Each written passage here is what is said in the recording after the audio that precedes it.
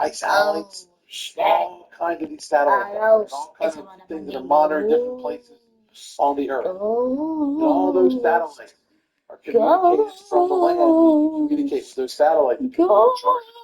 Like I said, those satellites, thousands and thousands and thousands and thousands, are orbiting the Earth 17,000 miles high. But one day, and this has already happened many times, those satellites are going to stop working. They're going to die. They are just going to be space junk floating around in space. But they're still going to be moving at 17,000 miles an hour or faster. And those satellites sometimes enter Earth's atmosphere. Usually they burn up. Sometimes they don't. And it's more than just satellites. There's old rocket pieces floating around up in space.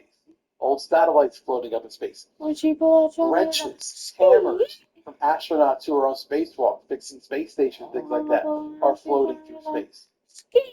All right? All these things are crashing into each other, and when two satellites crash into each other, you take something that was once two things, and you've turned them into 1,000 things because they crashed and broke into 1,000 pieces. Yeah, and I got 1,000 smaller pieces. I want to share this picture. This little piece of metal, it's only about, I know it's zoomed in a lot, but it's only about 2 or so inches long. Why'd you pull trying to hit us? This piece of metal is a piece of space junk that made it down to Earth. 3 years ago, in March of 2021, the International Space Station had a bunch of dead batteries that they needed to get rid of. So they put them on a pallet, and about 2 tons of these things. They put it on a pallet, and they released a pallet into space. And they theorized that this giant pallet of trash of old discarded batteries would orbit the Earth for 2 to 4 years, and then it would enter the atmosphere, burn up, and what didn't burn up would make it into the ocean, away from anybody. However, most of it did.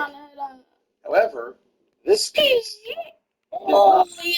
And just a couple weeks ago, this piece of the battery casing from one of those batteries, this piece broke through somebody's house, crashed through its ceiling, through its roof, broke through a second floor, and then landed in a hole on their first floor.